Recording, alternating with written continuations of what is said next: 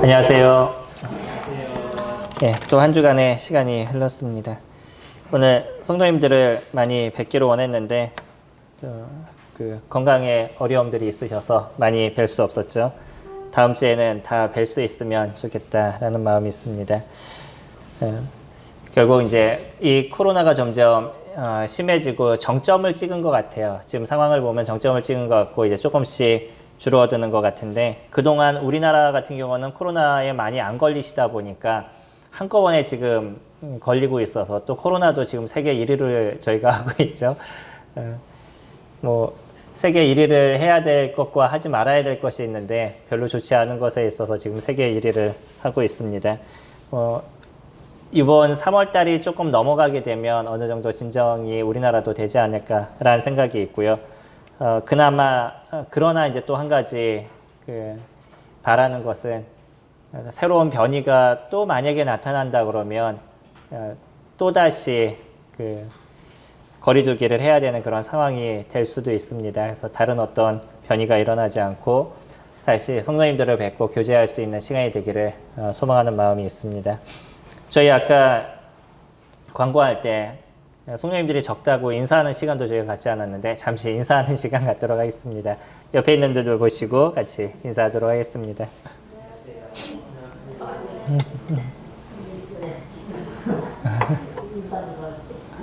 네. 오늘 저희는 하나님 경외하기를 배우자라는 주제로 같이 교제를 하기로 원합니다.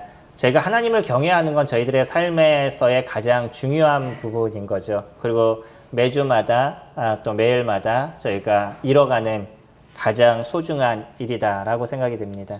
그러니까 하나님을 경외하는 부분들이 무엇이냐? 어떠면 저희가 이것을 너무 이상적으로 생각하는 것 같아요. 하나님을 경외하는 자체가 마음에서 일어나고 있는 어떤 감동, 감정, 이런 것에 치우친 그러한 생각을 가질 때가 있습니다. 물론 그렇습니다. 저희가 찬양을 드리다 보면 마음에 막 이렇게 감정이 쫙 올라올 때가 있죠.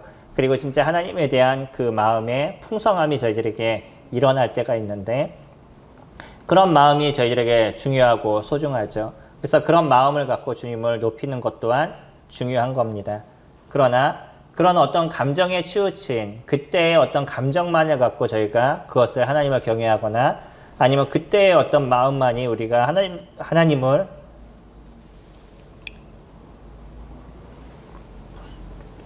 높이는 것처럼 생각할 때가 있는데, 실질적으로 저희가 하나님을 경외한다는 것은 저희들 삶에서의 모습이 나타나는 거죠. 실질적인 겁니다.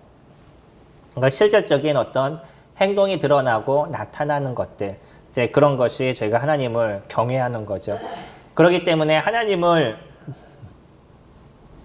경외하는 것을 저희가 배우자라고 얘기했었을 때, 배움이라는 자체에 대해서도 저희가 고민을 해야 될 필요가 있는 거죠. 저희들이 매일 성경을 읽습니다. 그러시죠? 매일마다 성경을 보시죠? 저희가 어느 정도 매일 성경을 보는 거는 조금씩 익숙해져 가셨을 거라고 생각이 됩니다. 근데 저희가 매일 성경을 읽기 때문에 하나님을 경외하고 있느냐? 그러지는 않는다는 것을 아실 겁니다. 그러면 저희가 하나님을 경외한다는 건 뭐냐면, 매일마다 읽은 성경이, 그 말씀이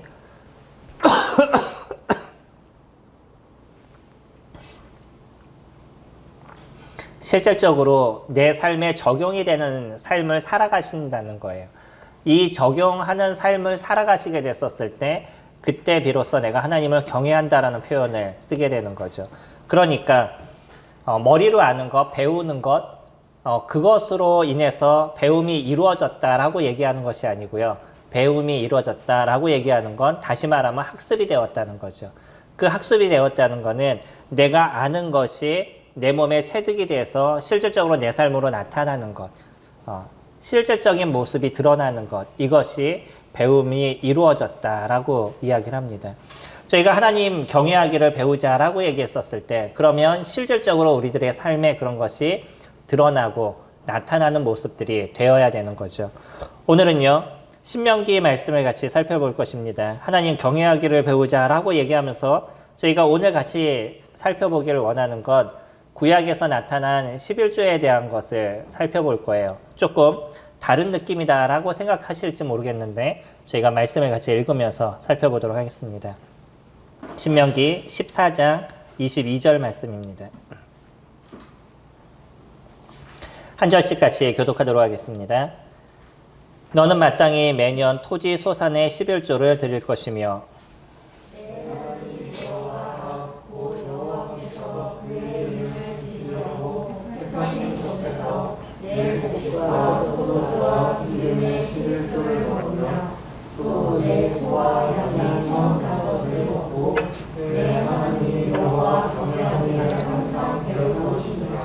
그러나 내 하나님 여호와께서 자기의 이름을 두시려고 택하신 곳이 내게서 너무 멀고 행로가 어려워서 내 하나님 여호와께서 그 풍성히 주신 것을 가지고 갈 수 없거든. 그것을 돈으로 바꾸어 돈을 쌓아가지고 내 하나님 여호와께서 택하신 곳에서 왔어. 내 마음에 원하는 모든 것을 그 돈으로 사되 소나 양이나 포도주나 독주 등 내 마음에 원하는 모든 것을 구하고 거기 내 하나님 여호와 앞에서 너와 내 권속이 함께 먹고 즐거워할 것이며 내 손에 거주하는 내 죄인은 너희 중에 불빛이나 기억이 없는 사람이 또한 저버리지 않으시며 매 3년 끝에 이 해 소산의 10분의 1을 다 내어 내 성읍에 저축하여 너희 중에 불빛이나 기억이 없는 죄인과 내 성중에 거주하는 것과 부하와 많이 이어서 보호되리라. 그리하면 내 하나님 여호와께서 새로운 범사에 내게 보여주시리라. 예, 저희가 지금 읽어봤던 것처럼요. 23절 마지막에 보시면 이렇게 얘기합니다. 내 하나님 여호와 경외하기를 항상 배울 것이니라. 무엇을 함을 통해서요? 11조를 먹으며 내 소와 양의 처음 난 것을 먹고, 다시 얘기하면 11조를 드림을 통해서 무엇을 배우는 것이냐면 여호와 경외하기를 항상 배울 것이다 라고 얘기를 해요. 저희가 11조를 드리는 것이 왜 하나님을 경외하는 것이죠? 우리는요, 이 교회를 생각하면 특히 한국 기독교의 어떤 병폐 중에 하나가 너무 많은 11조를 요구하고 물질을 드릴 것을 요구하는 문제가 분명하게 있습니다. 근데 저희가 알아야 될 것이 있어요. 11조가 구약에서는 어떻게 얘기하고 있느냐는 거죠. 그리고 신약으로 와서는 이 11조에 대한 개념을 우리가 어떻게 잡아야 되느냐. 성경적으로 저희가 그것을 분명히 알아야 될 필요가 있습니다. 그리고 구약에서 보면 하나님께서는 분명히 11조에 대해서 언급을 하셨어요. 지금 얘기하는 것처럼 22절에도 너는 마땅히 매년 토지 소산의 11조를 드릴 것이며, 이때 당시는 농업을 하는 그런 상황이었었죠. 아니면 목축을 하는 상황이었습니다. 그렇게 되면 매 달마다 아니면 매일 헌금을 드릴 수 있는 이런 11조를 드릴 수 있는 상황이 되지 않았죠. 1년에 농사를 짓고 나야지만 거기에 어떤 그 소출이 있으니까 그 소출을 갖고 드리다 보니까 언제마다 드리라고 얘기하냐면 매년이라는 표현을 이때는 쓰고 있습니다. 근데 신약에 가게 되면 그런 표현을 써요. 너희는 매일마다 라고 얘기를 하고 있어요. 고린도전서 16장에 보면 너희는 매일마다 라는 표현을 쓰고 있는데 그때 당시의 차이는 무엇일까요? 이미 시대가 조금 변한 거죠. 많은 시대가 변해서 이때로부터 시작해서 한 1500년의 시간이 흐른 거죠. 1500년의 시간이 흐르면서 그때는 일용직을 하시는 분들이 많았던 거예요. 그러니까 일용직을 하다 보니까 매일마다 돈을 받죠. 그러니까 그 받은 돈을 매일 저축을 해놨던. 16장에서는 고린도전서 16장에서는 그렇게 표현을 하고 있습니다.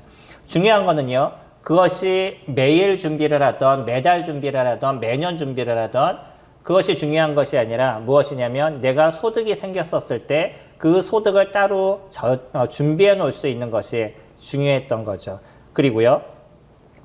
구약시대에서는 뭐라고 얘기하냐면 소산의 11조를 드릴 것이다 라고 얘기를 해요. 10분의 1을 이야기를 하고 있죠. 근데요. 성도님들 보시면 생소한 것을 보시게 될 겁니다. 뭐냐면요.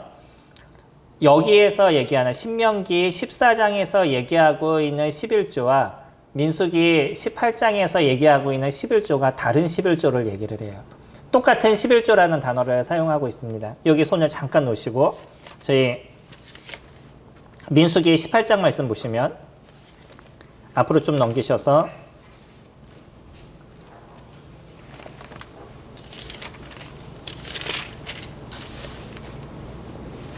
18장 21절 말씀 보시면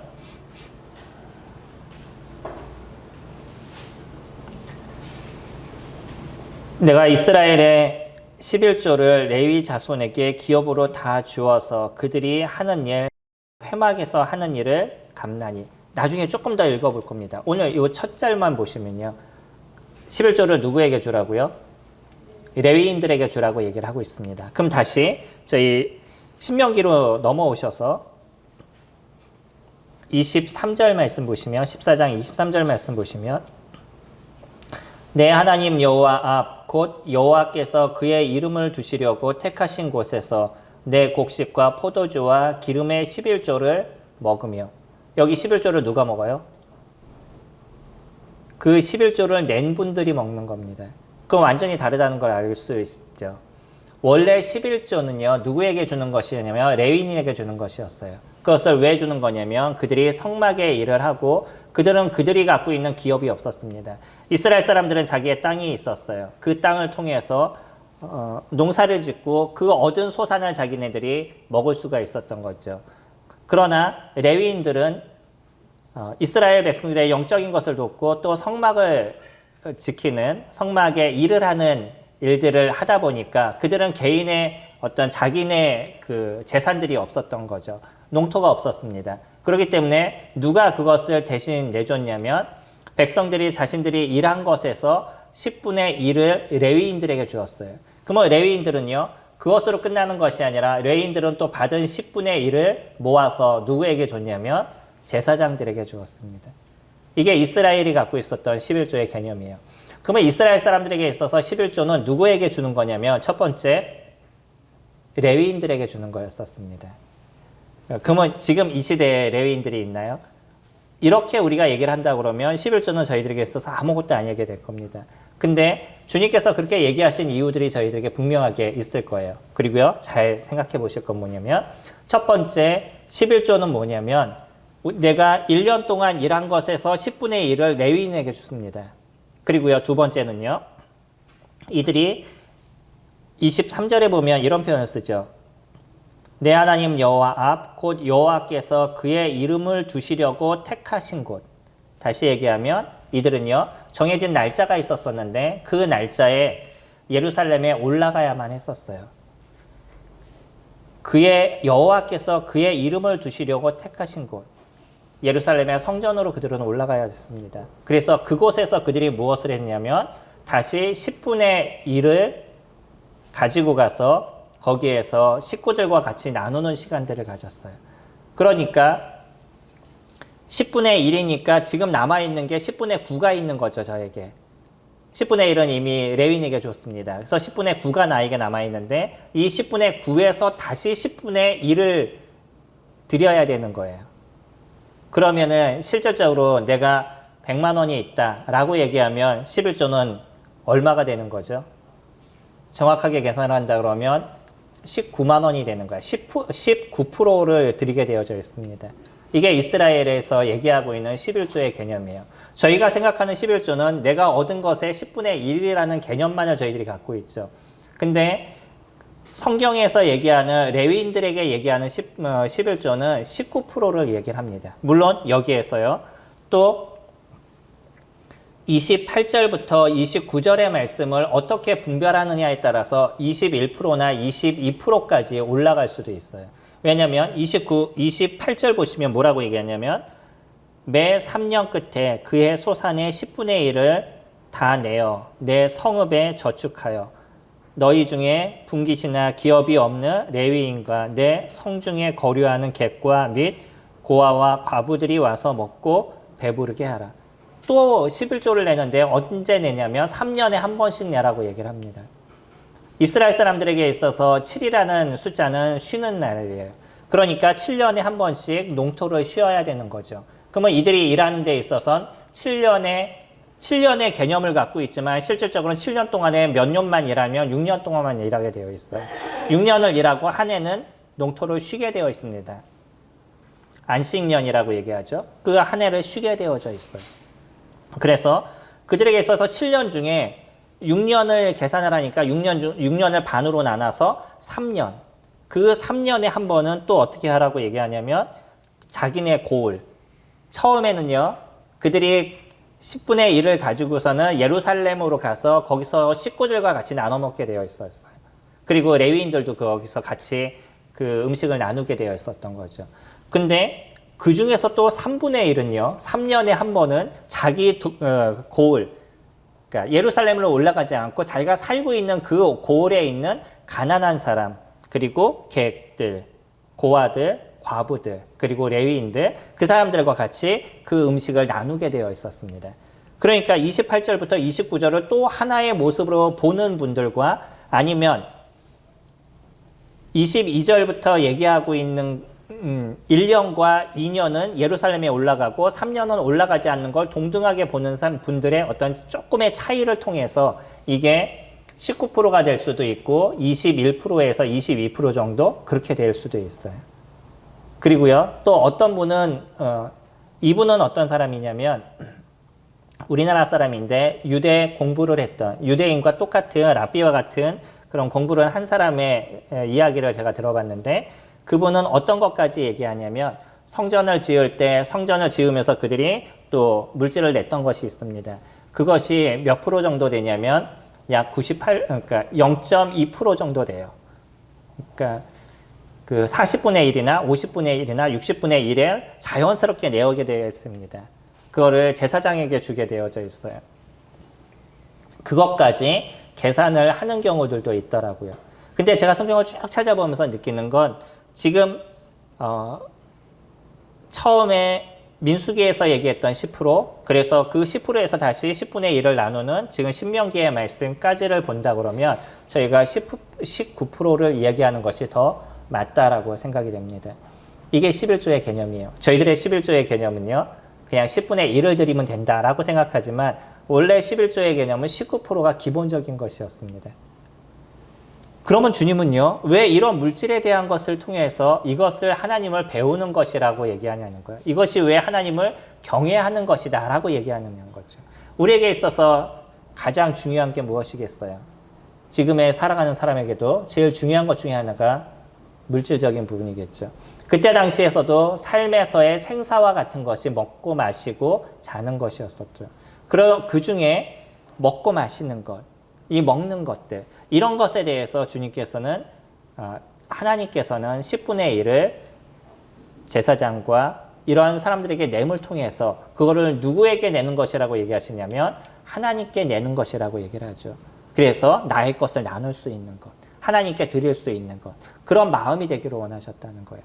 짐승이 있으면 짐승 중에 짐승을 지나가게 만들어서 마지막 10번째 되는 그 짐승을 제물로 드렸었습니다. 하나님께 드렸었어요.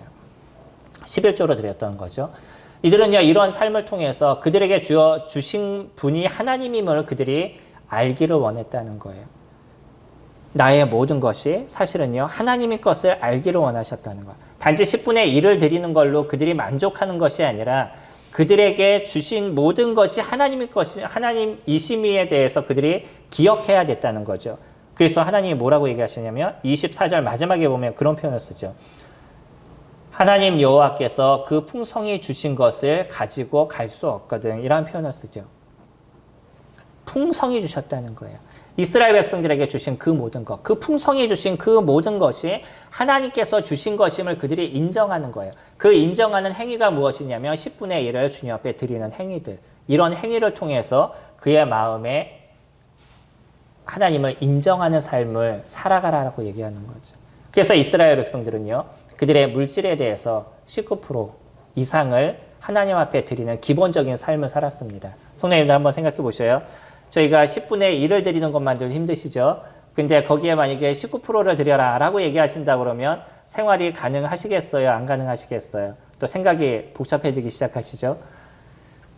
이스라엘 백성들은 그런 삶을 살았어요. 그러나 그렇다고 해서 그들이 삶이 어려워지지 않았다는 거 저희들이 충분히 볼 수 있죠.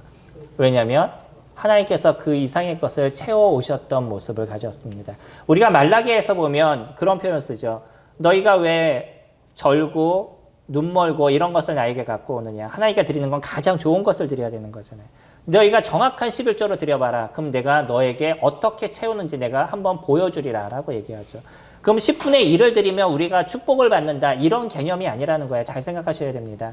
말라기의 말씀은요. 내가 하나님을 진정으로 경외하는 삶을 살아가느냐. 그래서 그 행위적인 것에 대해서 내가 물질을 주님 앞에 드린다 할지라도 주님께서 채우실 걸 내가 인정하는 삶을 살아가느냐. 그러니까 내가 그것이 조금 없이 살아도 삶에 지장이 없다는 것을 내가 인정을 하느냐.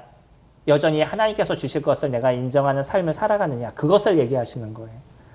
그냥 사람들의 개념, 내가 10분의 1을 주님 앞에 드리면 풍성히 헌금을 하면 주님이 그 이상의 것을 채워주시겠지라는 내가 드리기 때문에 뭔가를 받는 그런 개념의 얘기를 하고 계시는 것이 아니죠. 주님이 얘기하시는 건 하나님을 경외하고 있냐는 거예요. 하나님을 인정하는 삶을 살아가고 있느냐는 거죠. 그렇기 때문에 물질은 소중한 겁니다. 그렇기 때문에 물질을 주님 앞에 드릴 수 있는 그 담대함들, 자신감들, 그런 마음을 우리가 갖고 있다는 것은 하나님을 인정하는 삶을 저희가 살아가고 있다는 거예요. 저희들도요. 저도 개인적으로 계산해 보면 사실은 계산을 쭉 해보면 주님 앞에 드려졌던 금액을 생각해 보면 한 19%에서 20% 정도? 그 정도 주님 앞에 드리고 있는 것 같아요. 성도님들도 그러지 않으셔요? 성도님들이 드리고 있는 기본적인 10분의 1이 있으시고 그 외적으로 자매회니 뭐 청년회니 아니면 뭐 건축헌금이니 뭐 사랑의 미신이 여러 가지 이렇게 다 드리시잖아요. 거기에다가 작은 도서실도 있죠. 막 이렇게 나눠서 드리다 보니까 그것을 다 계산해 보면 대충 한 10분의 2 정도 그렇게 주님 앞에 드리고 있는 것 같아요. 그런데도요, 저희가 살아가는 데 있어서 어려움은 없습니다. 지장이 가끔 있을 때도 있죠. 그러나 그것 때문에 내가 죽을 것 같다, 못 살 것 같다 이런 것이 없어요. 오히려 더 많은 것을 채우시는 주님을 저도 개인적으로 경험하고 있습니다. 그러면서 무엇을 배우는 것이냐면요. 하나님 경외하기를 배우는 것이. 내가 물질을 들여봤는데 그리고 또 힘들 때, 진짜 힘들 때도 내가 이 일을 해봤는데 여전히 하나님께서는 그것을 보시고 더 이상의 것을 채우신다는 것을 경험하게 되는 거죠. 그러면서 하나님께서 어떤 분인지를 저희가 알아가게 된다는 거예요. 그 이후로는요. 주님 앞에 드려지는 것이 그렇게 어렵지 않습니다. 그런 것을 경험하게 되면. 예수님은요. 동일한 표현을 쓰십니다. 저희들이 알고 있는 신약에서는 11조에 대한 개념이 거의 등장하지 않아요. 단지 예수 그리스도께서 한 번 얘기하셨던 마태복음과 누가복음의 그 말씀이 하나의 말씀이 있었는데 그 말씀 하나를 갖고 저희들이 조금 유추해서 생각을 해보고 있는 거죠. 앞으로 넘기셔서요. 마태복음 23장 23절 말씀 보시면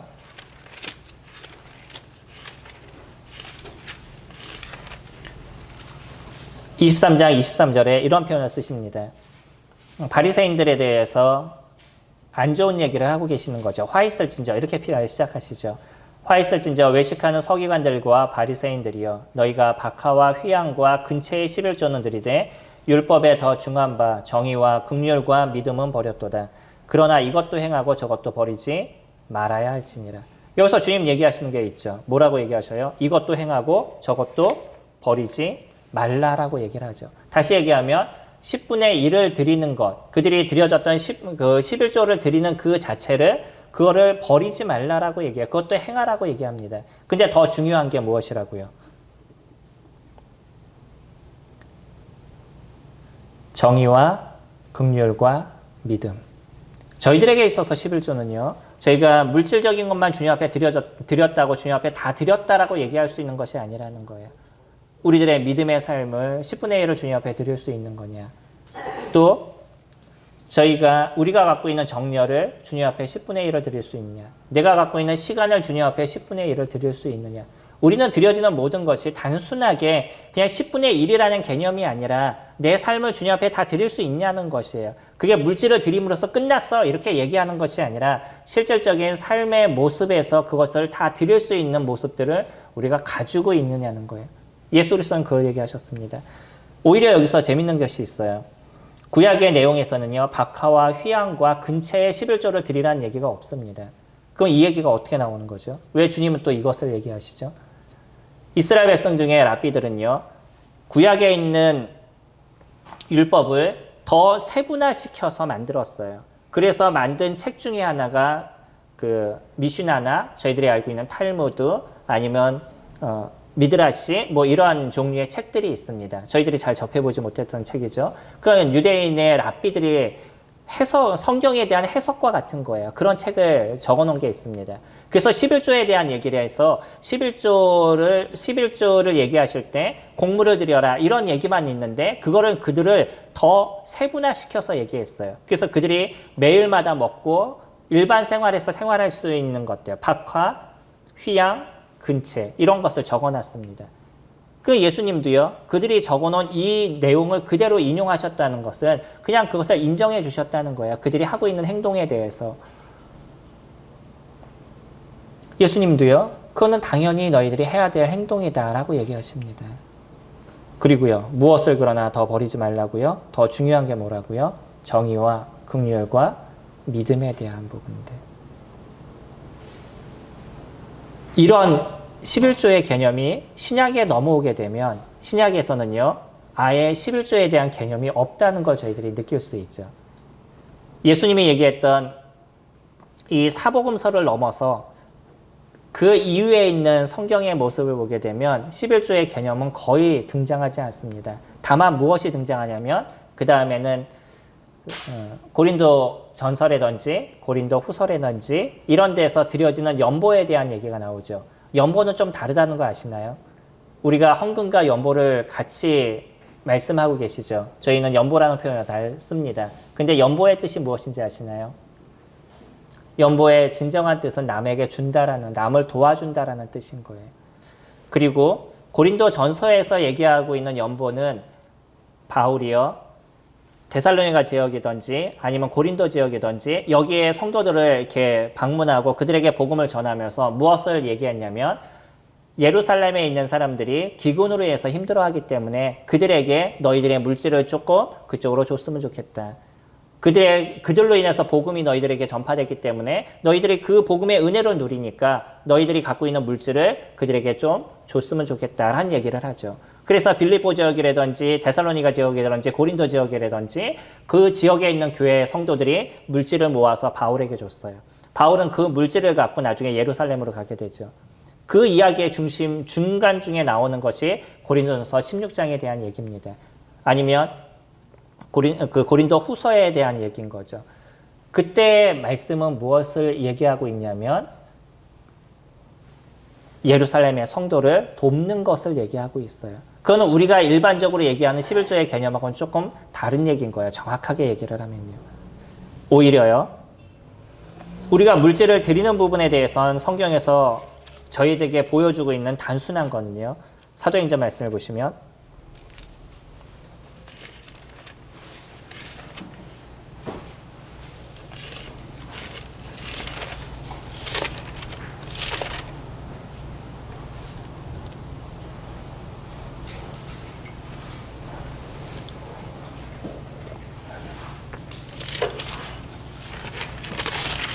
사도행전 저희가 2장 45절 말씀 보시면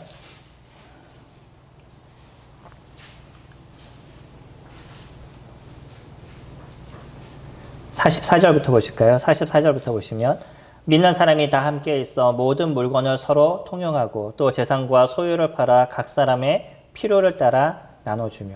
어떻게 했어요?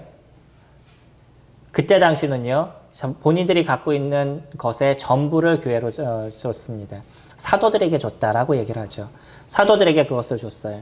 당시 사도행전 2장을 통해서 교회가 형성이 되기 시작하죠. 성령이 이 땅 가운데 오시면서 교회가 시작이 됐습니다. 그래서 사도들을 중심으로 교회가 시작이 됐는데 그때 성도들이 예수 그리스도를 믿은 그 사람들은요, 자기 집에 있는 모든 것을 팔아서 교회에 냈었어요. 그러면 사도들은 그 물질을 나눠서 성도들에게 필요한 대로 나눠줬던 거죠.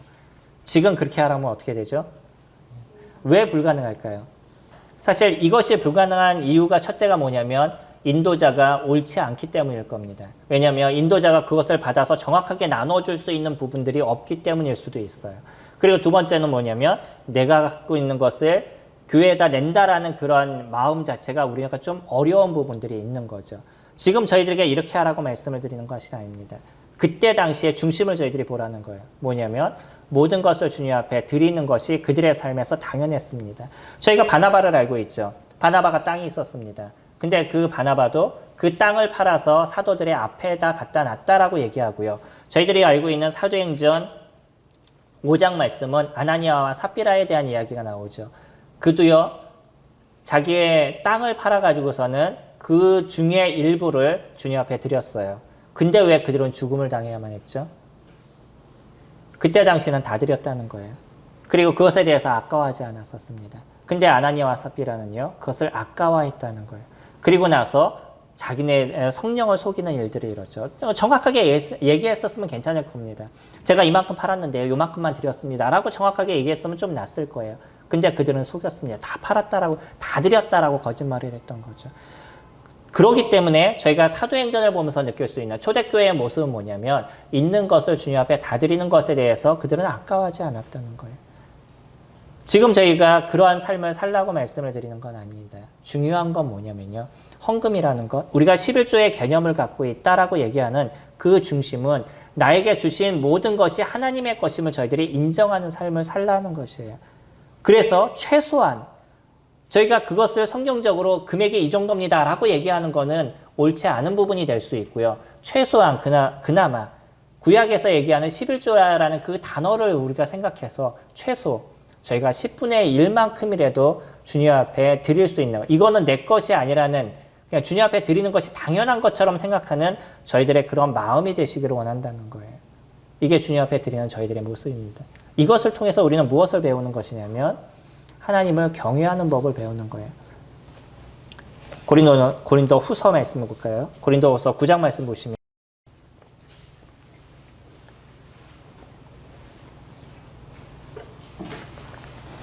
고린도 후서 9장 6절에 바울은 고린도 교회에게 다시 한번 이야기합니다. 너희들이 갖고 있는 그 물질을 돕는 데 써라 라고 얘기를 하죠. 그러면서 쭉 설명하는데 나중에 위에서부터 한번 읽어보시면 좋을 것 같고요. 9장 6절 보시면 이것이 곧 적게 심은 자는 적게 거두고 많이 심는 자는 많이 거둔다 하는 말이로다. 각각 그 마음에 정한 대로 할 것이요 인색함이로나 억지로 하지 말지니 하나님은 즐겨내는 자를 사랑하시느니라. 하나님이 능히 모든 은혜를 너희에게 넘치게 하시나니 이는 너희로 모든 일에 항상 모든 것이 넉넉하여 모든 착한 일을 넘치게 하려 하심이니라.